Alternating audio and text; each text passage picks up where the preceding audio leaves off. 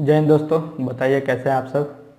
तो जैसा कि मैंने पहले बताया था आपको पिछले वीडियो में, वर्क डन का मैंने बता दिया था अलग अलग प्रोसेस केस में, रिवर्सिबल प्रोसेस केस में। आज जो है सबसे पहले हीट ट्रांसफ़र बता देता हूँ कि अलग अलग प्रोसेस में हीट ट्रांसफ़र क्या होता है, मतलब Q12 जो प्रोसेस का होगा क्या होगा। ठीक, तो पहले मैं आपका जो है हीट ट्रांसफ़र बता देता हूँ अलग अलग प्रोसेस के लिए। ठीक, सब मैं शॉर्टकट में थोड़ा निपटाऊँगा। पहला प्रोसेस जो था हम लोग का क्या था, हम लोग का constant volume process. Constant volume process,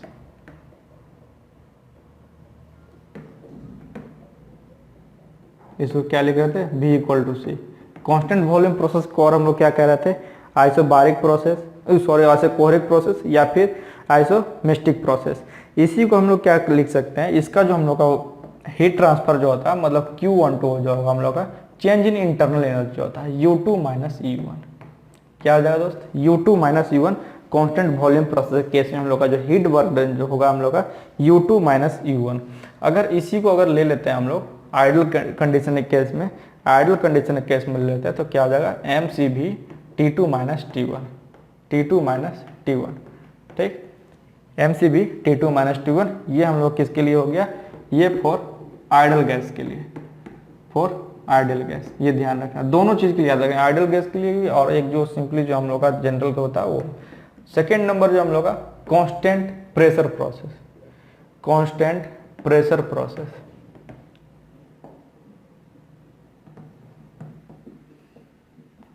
ये क्या था हम लोग का P equal to C. Constant pressure को और हम लोग क्या कह रहे थे, आइसोबारिक प्रोसेस या फिर आइसोपिस्टिक प्रोसेस। ठीक, तो इसमें जो हम लोग का Q12 जो होगा हम लोग का वो क्या होता है, DU equal to DU plus PdV, DU plus PdV। Q1 equal to DU plus PdV। और हम लोग क्या जानते हैं, इंथैल्पी इक्वल टू क्या जानते हैं, U plus PdV, U plus PV। हम लोग क्या जानते हैं, U प्लस PV हम लोग क्या होता है, हम लोग का इंथैल्पी का केस होता है। तो इसमें भी हम लोग क्या लिख सकते हैं, यहाँ पर जो हीट जो हम लोग का होगा हीट ट्रांसफर वो क्या आ जाएगा H2 माइनस H1, है ना। तो आप लोगों ने देखा क्या कि जो वॉल्यूम प्रोसेस केस में जो हम लोग का हीट ट्रांसफर इंटरनल एनर्जी का डिफरेंस हो रहा है, और हम लोग का कांस्टेंट प्रेशर प्रोसेस केस में इंथैल्पी का हम लोग का डिफरेंस हो रहा है। अब इसका हम लोग देख लेते हैं किस कंडीशन केस में, इसका हम लोग देख लेंगे हम लोग आइडियल कंडीशन केस में कि इसको हम लोग क्या लिख सकते हैं। ठीक, तो इसको हम लोग क्या लिख सकते हैं, MCP, चूंकि हम लोग का कांस्टेंट प्रेशर प्रोसेस है, MCP T2 माइनस T1। ठीक, यहाँ हम लोगों ने MCV लिखा कि कांस्टेंट वॉल्यूम प्रेशर है T2 माइनस T1। ये हम लोग किसके लिए, तो ये हम लोग का आइडल गैस के लिए। ठीक, आइडल गैस, ये दोनों बहुत ही इंपॉर्टेंट है, क्योंकि हम लोग का वॉल्यूम प्रोसेस जो है, वॉल्यूम प्रोसेस जो हो रहा है हम लोग क्या है, ये हम लोग का चेंज इन इंटरनल एनर्जी, और कांस्टेंट प्रेशर प्रोसेस हम लोग क्या है, कांस्टेंट ये चेंज इन इंथैल्पी का केस। ठीक, ये ध्यान रखना है। अब नेक्स्ट जो हम लोग का प्रोसेस है, नेक्स्ट प्रोसेस हम लोग का adiabatic process, third number adiabatic process.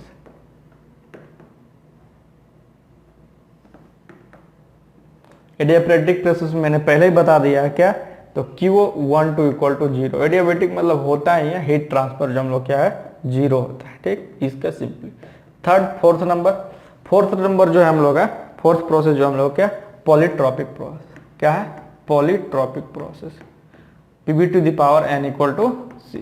Polytropic process, PV to the power n equal to C।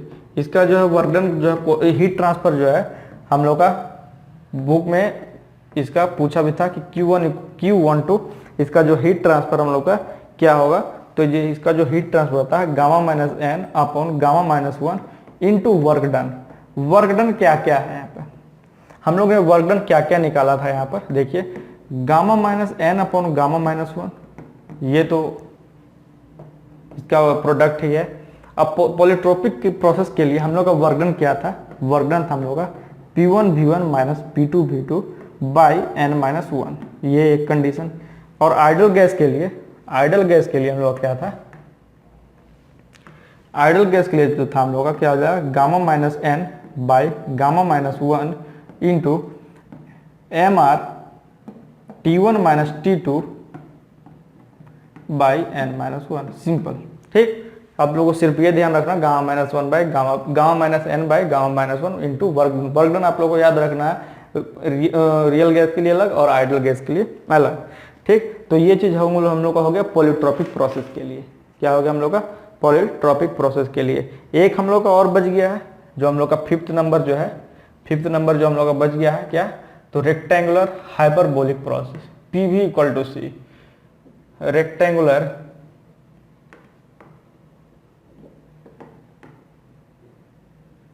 Hyperbolic process. क्या क्या है? PV equal to C. ठीक, अब इसमें क्या, इसको अगर आइडियल केस में हम लोग ले रहे थे तो क्या हो रहा था हम लोग का? यही हो जा रहा था हम लोग क्या? Isothermal process. क्या हो जा रहा था? Isothermal process. तो इसमें क्या हो जाएगा? Q12 जो है ये होता एडिशन जो होता हम लोग का U2 माइनस U1। कहने का मतलब है अगर एक साथ देखें तो ये चेंज इन इंटरनल एनर्जी है प्लस P1 V1 ln है ना V2 अपॉन V1। ठीक, ये चीज जो हम लोग का हीट ट्रांसफर का है। ठीक, heat transfer in rectangular hyperbolic process हम लोग का PV equal to C case में। तो ये चीज देख रहे हैं, ये हम लोग का चेंज इन इंटरनल एनर्जी, और ये हम लोग किस केस का है? ये वर्क डन का केस है। वर्क डन का केस है किसमें? हाइपरबोलिक प्रोसेस केस में। तो change in internal process plus work done जो है हम लोग का यहाँ पर रेक्टेंगुलर हाइपरबोलिक प्रोसेस में आप लोग बोल सकते हैं यहाँ पर। ठीक, अगर यहाँ पर आइडियल कंडीशन का बात करें, आइडियल कंडीशन केस में, आइडियल कंडीशन आइडियल गैस के लिए, तो T1 इक्वल टू T2 हो जाएगा, T1 इक्वल टू T2 हो जाएगा। इसका मतलब इसका मतलब क्या हो जाएगा हम लोग का? U2 minus U1 equal to हम लोग का P1 V1 ln V2 upon V2। इसका मतलब हम लोग इस कंडीशन में कह सकते हैं कि जो चेंज इन इंटरनल एनर्जी होगा मतलब Q12 इक्वल टू W12 है ना। कहने का मतलब है कि कांस्टेंट वॉल्यूम प्रोसेस केस का, कांस्टेंट वॉल्यूम प्रोसेस हम लोग का वही तो आ रहा था U2 माइनस 1। जो वर्क डन होता है हम लोग का रेक्टेंगुलर हाइपरबोलिक प्रोसेस केस में, ये हम लोग का बराबर आ जाएगा इसमें। ठीक, तो ये यहाँ पर बहुत ही एकदम स्टार मार्क का क्वेश्चन। ठीक, ये चीज ध्यान रखना है आपको। ठीक, चलिए तो अब आते हैं हम लोग जो क्वेश्चन हम लोग का वहां से यहाँ से कंटिन्यू करते हैं। 152 नंबर से 151 तक हम लोग का कंप्लीट हो गया था। अब बोल रहा है the entropy dash in an irreversible cycle process. क्या होगा? रिमेन्स कांस्टेंट, डिक्रीज या फिर इंक्रीज। तो इंट्रोपी कभी भी जो है डिक्रीज नहीं करता है। ठीक, इंट्रोपी जो है इनवर्स का कभी भी हम लोग का डिक्रीज नहीं करेगा, वो हम लोग क्या होता है? वो इंक्रीज ही करता है हमेशा। तो हम लोग बिना सोचे समझे मार देना सी नंबर जो ऑप्शन है, increases. The condition for a reversible process cycle, तीन चीजें होती है। इंटीग्रल ऑफ साइक्लिक प्रोसेस, ये जो इस तरह कंडीशन है ना वो दिया integral of cyclic process del Q by T equal to 0, ये हम लोग का हो गया रिवर्सिबल प्रोसेस। ठीक, del integral of del Q by T is less than 0, irreversible process.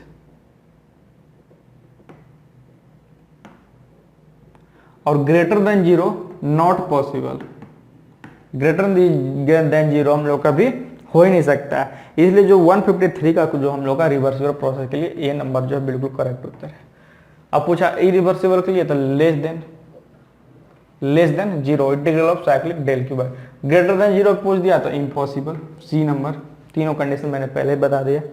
ठीक, which of the following statement is correct, पूछा है कौन सा स्टेटमेंट इसमें चारों ऑप्शन में से करेक्ट है। अगर क्वेश्चन पढ़ते हैं क्योंकि इसमें तीनों जो है करेक्ट है हम लोग का। The increase in entropy is obtained from a given quantity of heat at low temperature, correct है।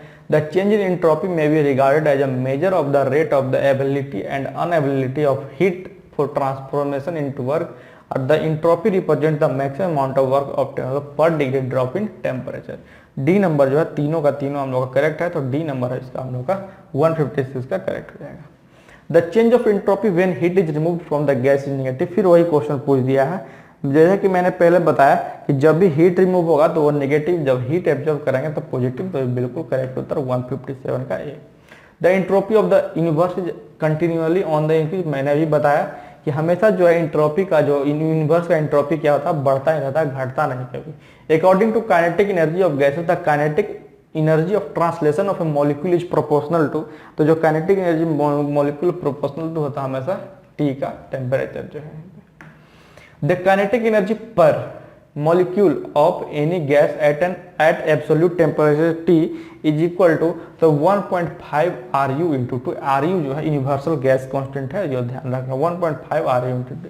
The kinetic energy of molecules of a gas becomes zero at absolute temperature. तो एब्सोल्यूट टेम्परेचर पर हम लोग kinetic energy of molecule जो क्या होता है हम लोग का जीरो हो जाता है। According to kinetic energy theory of gases the velocity of molecule dash with increase in temperature. बोल रहा है वेलोसिटी ऑफ मॉलिक्यूल क्या होगा, बढ़ेगा घटेगा किस कंडीशन में, तो टेम्परेचर को हम लोग का बढ़ाने से क्या होगा, वेलोसिटी बढ़ेगा घटेगा, तो टेम्परेचर को बढ़ाने से हम लोग का वेलोसिटी भी बढ़ेगा काइनेटिक थ्योरी ऑफ गैसेस के अनुसार। ठीक, तो increases. Next, the root mean square of velocity of the gas of molecule is given by, तो √3 kTm/m, जहाँ के हम लोग का Boltzmann constant, T absolute temperature, m mass of one molecule of the gas. अभी ये क्या है, ये जो 7-8 क्वेश्चन है ये हम लोग का काइनेटिक थ्योरी ऑफ गैसेस से दिया हुआ, तो जनरली सिंपली देख लीजिए, उतना ही इसमें सोचने समझने की बात। The most probable velocity of the gas is given bye √2 kTm/m, है ना। √3 kTm/m हम लोग का मीन स्क्वायर वेलोसिटी था, रूट मीन स्क्वायर वेलोसिटी, और ये मोस्ट प्रोबेबल वेलोसिटी पूछेगा तो हम लोग का √2 kTm/m। The ratio of root mean square velocity to average velocity of gas molecule at a particular temperature, तो दोनों का क्या कीजिएगा, दोनों का रेशियो कर दिया था हम लोग का निकल जाके आ जाएगा 1.086 निकल करके आ जाएगा यहाँ पर। The pressure exerted by an ideal gas is dash of the kinetic energy of all the molecules obtained in a unit volume of the gas, तो 2/3 होता है। जो भी प्रेशर एक्सर्ट किया जाएगा आइडल गैस के द्वारा तो 2/3 होता है काइनेटिक एनर्जी ऑफ मॉलिक्यूल के द्वारा जो होता है। ठीक, the total energy of molecule is shared equally by the various degrees of freedom possessed by it. This law is known है, मैंने बताया आपको डिग्री ऑफ फ्रीडम अलग अलग केस के लिए, तो उस लॉ को हम लोग बोलते हैं law of equipartition of energy. क्या कहते हैं उसको, law of equipartition of energy. अब पूछा गया यहाँ पे the ratio of molar specific heat of monoatomic gases, जो कि डिग्री ऑफ फ्रीडम जो मैंने बताया। अब गामा पूछा गया यहाँ पे, है ना। गामा क्या मैंने बताया, मोनोएटॉमिक के लिए 1.66 तो 1.67 मार सकते हैं, कोई दिक्कत नहीं है उसके लिए। A series of operation which takes place in a certain order and restore the initial condition at the end is known as. ठीक, बोल रहा है क्या, कोई भी ऑपरेशन, कोई भी सीरीज ऑफ ऑपरेशन जो भी कोई एक सर्टेन ऑर्डर में ले रहा है और फिर उसको रिस्टोर कर देता है इनिशियल कंडीशन में, तो उसको हम लोग क्या कहते हैं, थर्मोडायनेमिक साइकिल। उसको क्या कहते हैं, thermodynamic cycle. The condition for the reversibility of the cycle पूछा गया यहाँ पर कि क्या क्या कंडीशन हो सकता है। तो पहला जो कंडीशन है हम लोग का, the pressure and temperature of the working substance must not differ appreciably from those of the surrounding at any stage in the process. Pressure और टेम्परेचर कोई वर्किंग सब्सटेंस कभी डिफर नहीं करना चाहिए कोई भी स्टेज पे सराउंडिंग के तुलना में। All the process taken place in the cycle of operation must be extremely slow. जो भी प्रोसेस होना चाहिए, जो भी अलग अलग प्रोसेस हो रहा है साइकिल में, वो हम बहुत ही स्लो रहना चाहिए। The working parts of the engine must be friction free. हम लोग का जो इंजन का जो वर्किंग पार्ट है वो हमेशा फ्रिक्शन लेस मतलब फ्रिक्शन फ्री रहना चाहिए। ऑल ऑफ द एबव इसका हो जाएगा condition for reversibility of cycle. ऐसे भी रिवर्सिबल प्रोसेस और इरिवर्सिबल प्रोसेस में क्या अंतर है। रिवर्सिबल प्रोसेस जो हम लोग का बहुत धीरे धीरे होता है, ठीक, ये एक स्लो प्रोसेस है। और इरिवर्सिबल प्रोसेस क्या हम लोग का स्पॉन्टेनियस प्रोसेस है, ठीक। तो रिवर्सिबल प्रोसेस जो हम लोग का कभी भी कोई भी चीज में पॉसिबल नहीं है, इरिवर्सिबल प्रोसेस ही पॉसिबल है, ठीक। तो क्योंकि इसमें देख रहे हैं कितने सारे एग्जाम्पशन हैं। जो एक चीज और रिवर्सिबल प्रोसेस को हमेशा जो है कैसे पहचानेंगे कोई प्रोसेस रिवर्सिबल है और इरिवर्सिबल है। कोई भी अगर ग्राफ दे दिया तो रिवर्सिबल जो है हमेशा सॉलिड लाइन से हम लोग दर्शाते हैं और इरिवर्सिबल जो हम लोग डॉटेड लाइन से दर्शाते हैं। ये ध्यान रखना है आप लोग, ठीक। चलिए next, the main cause for the irreversibility is, है ना। अब इसमें पूछा है रीजन कि मेन काउज क्या है इरिवर्सिबिलिटी का। शायद एक क्वेश्चन रह गया है, चलिए उसको बाद में करवा दूंगा। एक क्वेश्चन यहाँ पर नहीं है यहाँ पर, चलिए next. The main cause for the irreversibility is, बोला mechanical and fluid friction, unrestricted expansion, heat transfer with a finite temperature difference. तीनों जो हम लोग का मेन काउज होता है इरिवर्सिबिलिटी का, ठीक। और जस्ट इसका उल्टा कर दीजिएगा ना तो आपका क्या हो जाएगा, रिवर्सिबिलिटी का प्रोसेस आएगा। देखिए इरिवर्सिबिलिटी किसमें देख रहे हैं, फ्रिक्शन भी आ रहा है, अनरिस्ट्रिक्टेड एक्सपेंशन भी हो रहा है, हीट ट्रांसफर भी हो रहा है फाइनाइट टेम्परेचर डिफरेंस पे। जस्ट इसका उल्टा कर दिया, फ्रिक्शन फ्री है ना, रेस्ट्रिक्टेड एक्सपेंशन, और इसका जो है हम लोग का टेम्परेचर हम लोग क्या रहता है, सभी प्रोसेस में सेम ले लेते हैं, इसमें डिफरेंस आ रहा है, तो जस्ट उसका उल्टा हो जा रहा है, irreversibility. There is a loss of heat in an irreversible process, तो सही है, लॉस तो हीट होगा, जहां लॉस होगा वो 174 में क्वेश्चन देखिए बोला thermal and adiabatic process are regarded है, तो हम लोग क्या है रिवर्सिबल प्रोसेस को हम लोग उसको ट्रीट करते हैं। Next the constant pressure, constant volume and PV to the power n process. PV to the power n process क्या हो गया हम लोग का, वो हम लोग का polytropic process are regarded as irreversible process, तो करेक्ट है D, A number true. The throttling process, throttling process पहले मैंने बता दिया कि आप कौन सा प्रोसेस है आपका, इरिवर्सिबल प्रोसेस, थ्रोटलिंग प्रोसेस हो गया, या फिर आपका फ्री एक्सपेंशन प्रोसेस हो गया, वो सब क्या है इरिवर्सिबल प्रोसेस है हम लोग का। नेक्स्ट क्वेश्चन है which of the following process can you made reversible with the help of regenerator. तो constant pressure process, constant volume process और constant PV to the power n process, ये सब हम लोग रिवर्सिबल बना सकते हैं किसके जरिए, रीजनरेटर के जरिए। Regenerator, heat engine, heat pump, अभी सब आएगा, ये सब हम लोग पढ़ेंगे अभी। The greater the pressure difference in throttling the lesser is the irreversibility, है ना, तो ये बिल्कुल ही गलत है। ठीक, ये पूछा है क्या कि जितना प्रेशर डिफरेंस रहेगा थ्रोटलिंग केस में उतना ही इरिवर्सिबिलिटी रहेगा क्या, ऐसा कुछ नहीं है, जैसा कि थ्रोटलिंग प्रोसेस है हम लोग क्या है वो रिवर्सिबल इरिवर्सिबल ही प्रोसेस है, उसकी कोई दिक्कत नहीं है। अब यहाँ पे है अलग अलग साइकिल्स का क्वेश्चन आ गया, क्या गया, अलग अलग साइकिल्स का क्वेश्चन आ गया कि कार्नोट साइकिल में कौन कौन सा प्रोसेस एग्जिस्ट करता है, इरिक्सन साइकिल हो गया, स्टिरलिंग साइकिल हो गया, ब्रेटन साइकिल हो गया, जूल साइकिल हो गया, auto cycle, diesel cycle, dual cycle. तो सभी में पहले देख लेते हैं कि कौन कौन सा जो है हम लोग का एग्जिस्ट करता है, क्या क्या एग्जिस्ट करता है, क्या क्या। चलिए आइए देखिए, पहले बहुत ही मजेदार और बहुत ही मतलब आसान तरीके से मैं बताने वाला हूं इसको। सबसे पहले कार्नोट साइकिल,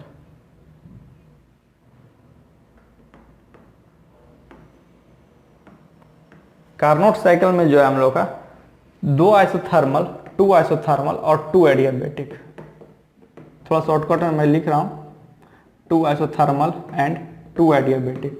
2 एडियाबैटिक बोल दे या 2 आइसेंट्रोपिक बोल दे, कोई दिक्कत नहीं, 2 एडियाबैटिक प्रोसेस। ठीक, 2 आइसोथर्मल और 2 adiabatic process Carnot cycle case में एग्जिस्ट करेगा। स्टिरलिंग साइकिल दूसरा में हम लोग का स्टिरलिंग साइकिल,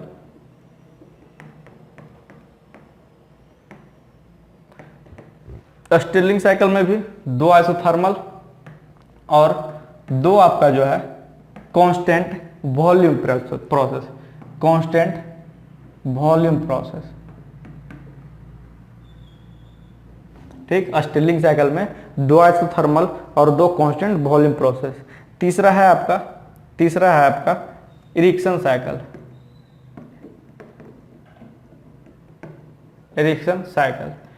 इरिक्सन साइकिल में भी 2 आइसोथर्मल और 2 जो है आपका pressure, 2 constant pressure process, 2 constant pressure process,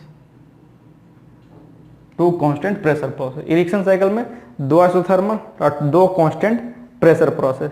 ठीक, उसके बाद जो है हम लोग का जूल साइकिल,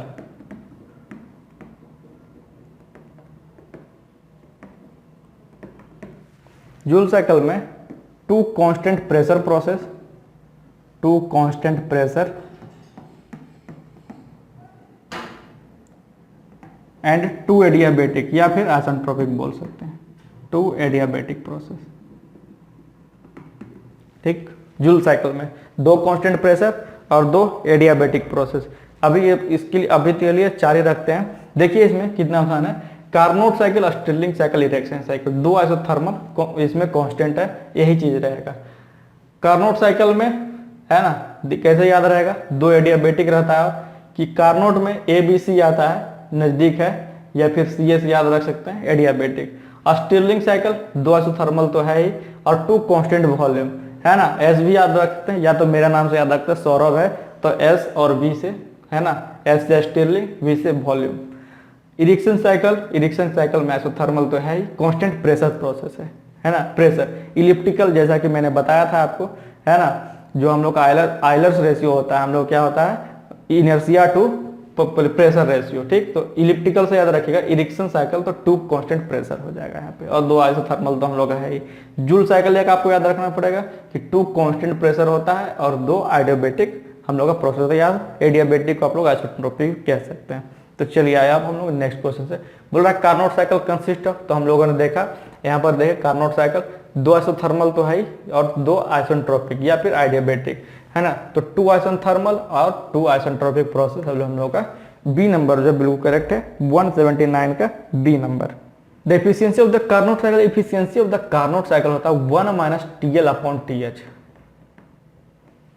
कभी भी ध्यान में याद नहीं रखिएगा कि 1 - T2/2, वो गलत है। हमेशा याद रखें कि 1 - TL/TH। TL मतलब लोअर टेम्परेचर, TH मतलब हायर टेम्परेचर। अब यहाँ देखिए, अब यहाँ दिया है T2 दिया है लोअर टेम्परेचर, क्या हो जाएगा T2, 1 - T2, और T1 दिया हायर टेम्परेचर तो T1। कभी भी याद नहीं रखेगा कि 1 - T2/T1 होता, गलत आप मार के आइएगा, ठीक। तो यहाँ पर जो है इसके लिए T2/T1 होगा, लेकिन ऐसे याद रखना 1 - TL/TH, ठीक। तो ये हम लोग कार्नोट साइकिल का सी नंबर जो है correct Uttar 1 - T2/T1। Carnot cycle has maximum efficiency for, तो पूछा कि इसके लिए petrol engine, diesel engine, reversible cycle engine, irreversible. तो हम लोग जैसा जानते हैं कार्नोट साइकिल पॉसिबल नहीं है, इसलिए हम लोग इसको रिवर्सिबल इंजन के लिए यूज करते हैं। Which is the correct statement about Carnot cycle, correct statement पूछा है।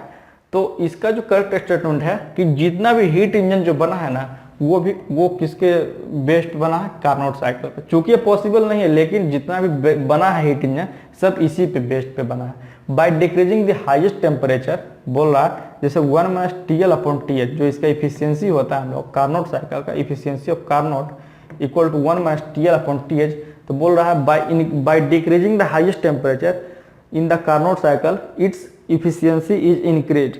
क्या बोल रहा है, अगर इसका हाईएस्ट टेम्परेचर को हम लोग डिक्रीज करेंगे, हायर टेम्परेचर को, इसको अगर डिक्रीज करेंगे तो क्या हम लोग का कार्नोट साइकिल की इफिशियंसी बढ़ेगा, तो ये गलत है। ये क्या है, ये कैसे बढ़ता है, तो हम लोग क्या इफिशियंसी ऑफ कार्नोट साइकिल हमेशा कैसे बढ़ेगा, तो TH को बढ़ाएंगे, तो TH को बढ़ाएंगे तब हम लोग का कार्नोट साइकिल की इफिशियंसी बढ़ेगा, ठीक। यहाँ पे ये गलत दिया है, यह फॉल्स होगा। द इफिशियंसी ऑफ द, ये आ गया है, इफिशियंसी ऑफ कार्नोट साइकिल में बी इंक्रीज बाय, तो इंक्रीजिंग द हाईएस्ट टेम्परेचर। कैसे, इंक्रीजिंग द हाईएस्ट टेम्परेचर।